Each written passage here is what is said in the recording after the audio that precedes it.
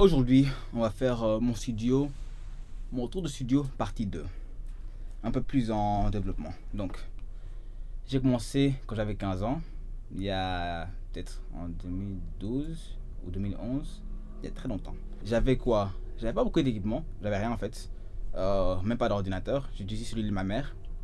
J'avais économisé l'argent de poche parce que ma mère me donnait des petits 10 euros, 15 euros. J'étais en Belgique quand j'ai commencé. Et par après, j'ai économisé ça pour acheter un petit clavier de piano. C'était pas un clavier de MIDI, donc c'était vraiment un clavier où il y avait des baffes sur le côté et vous pouvez jouer au piano comme un vrai pianiste. Et j'ai utilisé son ordinateur, un petit Windows XP. Il n'y avait pas de batterie, donc si c'était pas branché, j'ai perdu toutes mes informations et c'était pas agréable. Mais j'ai quand même pu m'en sortir avec ça pendant un an ou quelques mois. J'avais commencé avec Google Chrome.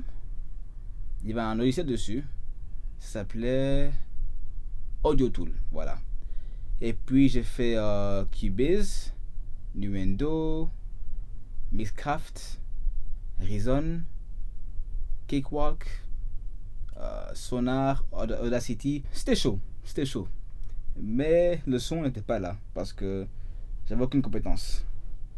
Un peu après, je suis allé en Virginie et là j'ai commencé un peu plus à voir comment le son se passait parce que c'était un peu plus un monde de musique et j'ai fait quoi? J'ai encore économisé pour m'acheter un petit baffle, un baffle un peu plus sérieux. J'ai commencé un petit tour dans ma chambre, j'avais mon clavier là, l'ordi de ma mère toujours et puis j'avais commencé FL Studio.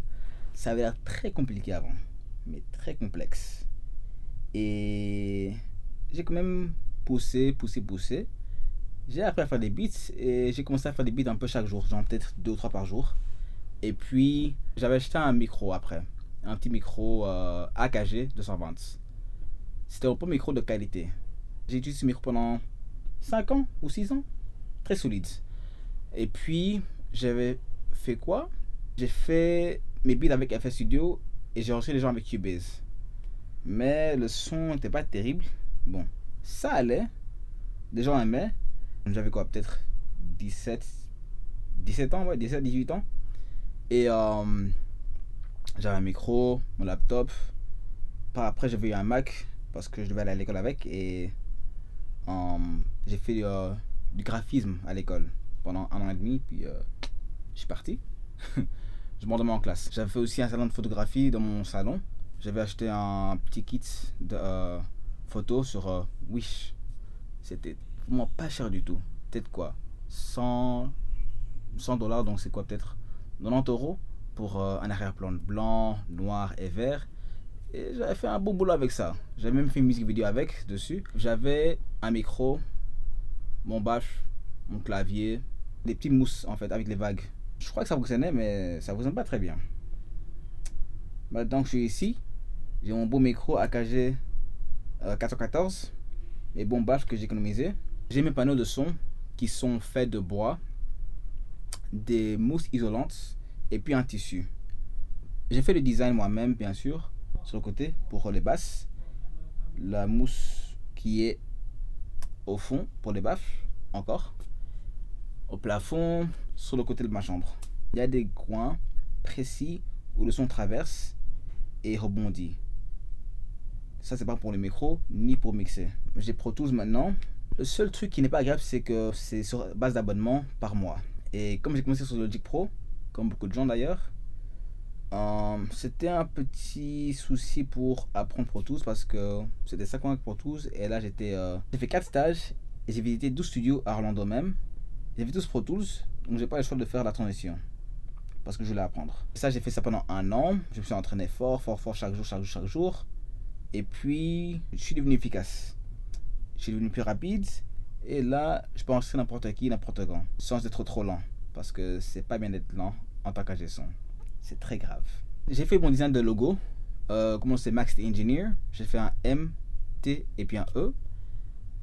L'école de graphisme m'a quand même aidé pour ça parce que sinon j'allais être fainéant et j'allais pas pouvoir faire un logo correct. J'ai aussi fait des casquettes, des t-shirts parce que c'est très important de faire son marketing et sa promotion à soi-même. Sinon, si vous ne le savez pas, personne ne va le faire. Donc il faut commencer par là. Et puis, je voulais en fait me marketer en tant qu'ingénieur son. Et là, j'ai réussi à faire mon studio propre à la maison. Un espace très intime et pas où tout le monde sait que je suis là. Parce que j'ai pas envie que les gens sachent, genre en masse. Bon, peut-être maintenant, mais avant, non. Je me suis aussi mis sur Google pour que les gens me cherchent et puissent me téléphoner pour mes services ou même travailler ensemble. Ma procédure pour enregistrer les gens, c'est quoi? J'ai mon micro bien sûr. Beaucoup de gens aiment s'asseoir des fois parce que c'est plus confortable. Ou la plupart des gens restent debout. Et j'ai aussi leur casque que je leur donne parce que c'est très confortable au niveau des oreilles. J'ai mon casque à moi, Audio Technica, parce que c'est plus efficace pour les mix. J'ai construit mon petit booth là où j'enregistre les voix. J'ai utilisé du bois, un tissu. J'ai aussi construit tous mes panneaux ici. J'ai acheté des tissus au magasin de couture ou d'art. Et puis j'ai une mousse d'isolation que j'ai acheté dans un magasin de construction.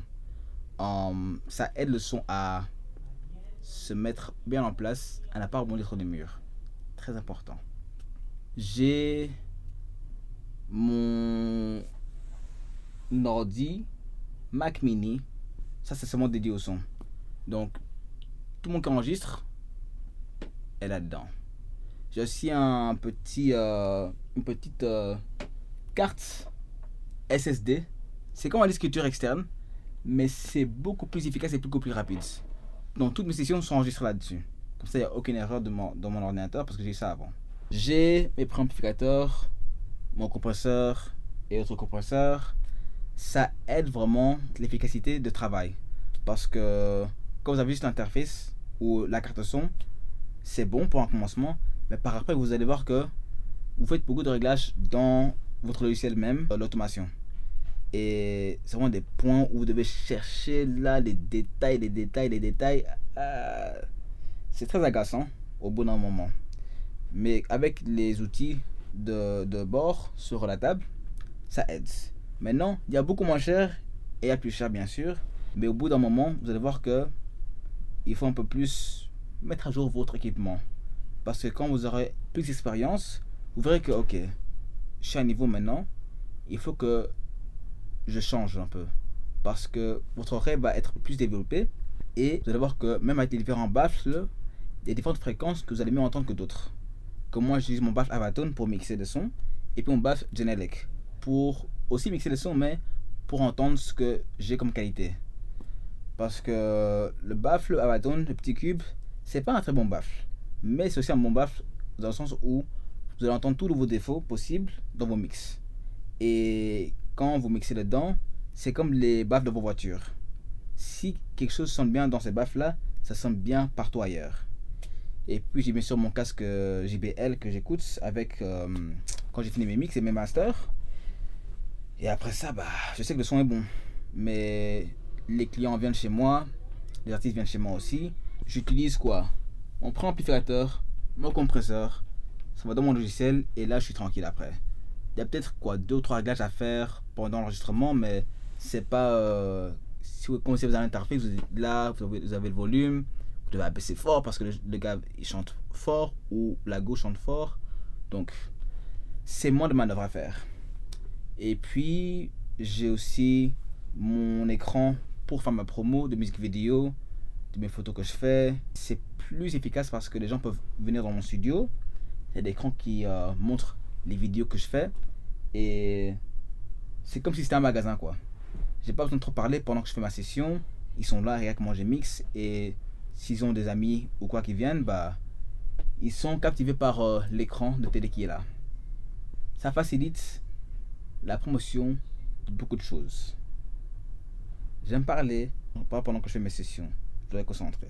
C'est important, sinon je vais faire des erreurs. Et voilà que j'ai un bon système en place pour que n'importe qui peut venir. J'enseigne aussi les gens en personne et c'est mieux qu'aller au cours de l'école où vous apprenez la théorie, vous endormez au bout des 15 minutes, comme moi, et les profs vous engueulent. Mais ici, l'établissement c'est mon établissement personnel et il y a beaucoup de choses qui en sortent d'ici. Bonne qualité. Si vous avez des questions, posez-les moi dans les commentaires dessous. et je ferai le tout pour répondre le plus vite possible et vous aider aussi.